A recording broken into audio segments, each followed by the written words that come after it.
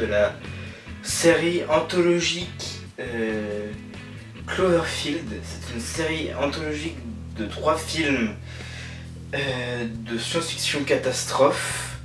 Ces trois films sont donc Cloverfield, réalisé par Matt Reeves, sorti en 2009. Matt Reeves, réalisateur entre autres des 2 derniers Planètes des Singes de The Batman, sorti cette année. 10 Cloverfield Lane, sorti en 2016, réalisé par Dan Trachtenberg, réalisateur de Prey, sorti cette année, le dernier Predator. Et The Cloverfield Paradox, sorti en 2018, est réalisé par Julius Onah, qui va réaliser bientôt le prochain Capitaine Américain.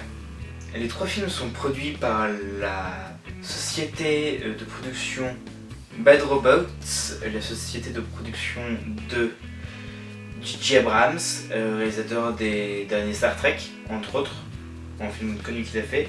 Les 3 films ont des genres différents. Le premier film est un film en found footage, c'est-à-dire qu'on a retrouvé des bandes après une catastrophe, là une catastrophe naturelle, et c'est une catastrophe hypothétique. Par exemple, la destruction de New York dans le premier film. Ça, j'en parlerai un peu plus tard dans les prochaines vidéos.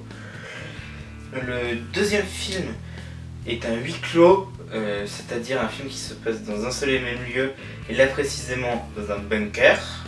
C'est aussi un film, les 3 sont des films de science-fiction horrifiques, avec un petit côté thriller, des points de thriller, etc.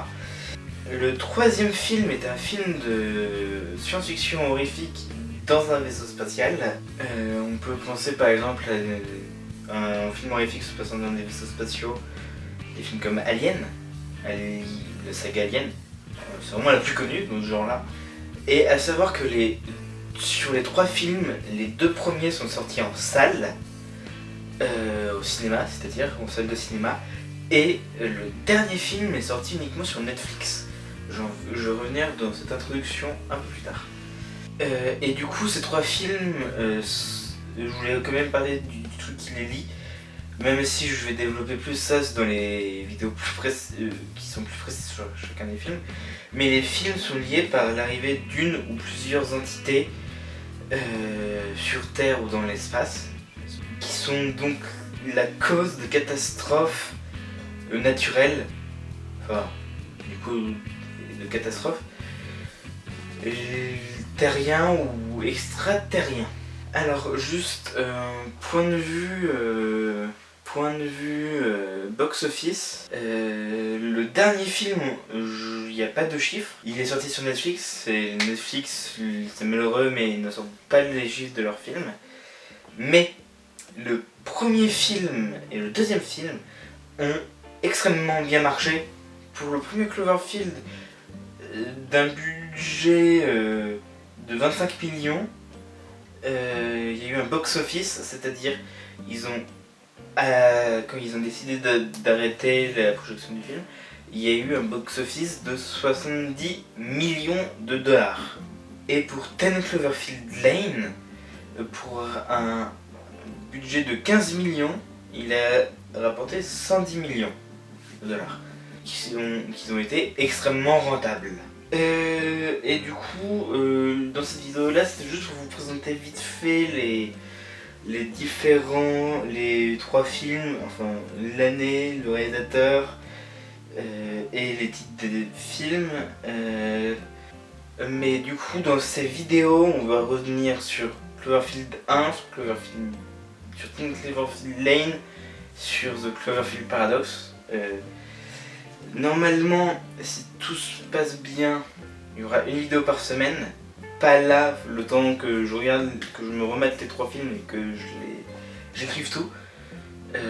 Après, j'écris tout avec Cloverfield, 10 Cloverfield Lane et The Cloverfield Paradox, qui sont bien sûr à chaque fois des films différents, avec des genres différents de réalisation. C'est pour ça que j'ai évoqué ça, parce que c'est intéressant.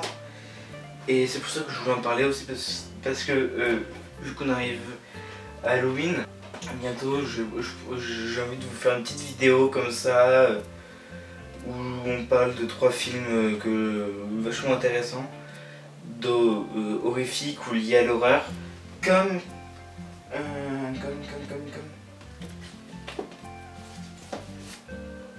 quand on s'était fait l'année dernière, Fantôme contre Fantôme de Peter Jackson. Là pour le coup c'est assez différent, mais je pense que vous allez apprécier. Du coup je vous dis à dans 2 semaines pour la première, dans 2 semaines normalement, pour la première partie de Cloverfield, centré sur Cloverfield. La semaine qui suit, The Cloverfield Lane et après The Cloverfield Paradox. Salut à tous!